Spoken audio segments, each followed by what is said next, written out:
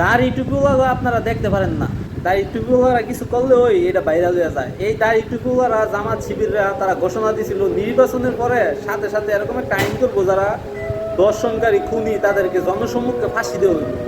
আর আজকে সেই আইনের জন্য মানুষ আজকে রাজপথে নামছে। মানে মানুষ কত বোকা, 500 টাকা খাইয়া ভোট দিয়া আর আজকে সেই আইনের জন্য রাজপথে নামছে। মানে বাংলাদেশের মানুষ অনেক নির্লজ্জ, বেহায়া, বেশরম। তারা ভালো মন্দ কিছু চিনে না, খালি চিনে নির্বাচনের সময় 500 টাকা, 500 টাকা খেয়ে আরো ভোট দাও, ভোট দিয়া এই যে রাজপথে নামো তো ছেলে সন্তান এগুলি খুন করা, বিচ্ছুরি, ডাকাতি, চিন্তা এগুলি হয়, কোনো বিচার হয় না। কারণ বাংলাদেশে যারা রাজনীতি করে তারা ইন্ডিয়ার সামসা, ইন্ডিয়া চায় না কোনো সময় যে বাংলাদেশটা শান্ত থাকুক। তারা চায় বাংলাদেশ অস্থিরতা থাকুক, অস্থির থাকলে দেশে কোনো উন্নতি হয় না। সালাউদ্দিন সাহেব বিএনপি উনিরে সর্বোচ্চ পাওয়ার ক্ষমতা দিয়া উনিরে মন্ত্রী বানাইছে। উনিরে বিএনপি সর্বোচ্চ ক্ষমতা দিছে, কি কারণে দিছে? উনি হচ্ছে একটা ইন্ডিয়ার দালাল। ইন্ডিয়ার দালালি করতে এই দেশে আসছে।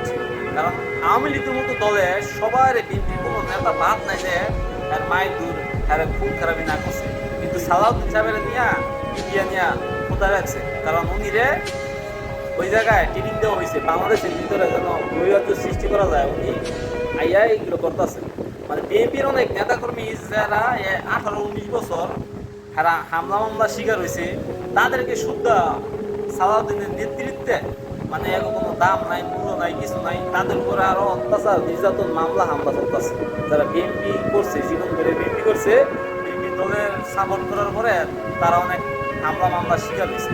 মানে দেশের পরিস্থিতি এরকম হয়ে গেছে, মানে কোনো আইন কার্যকর হওয়ার কোনো সম্ভাবনা নেই।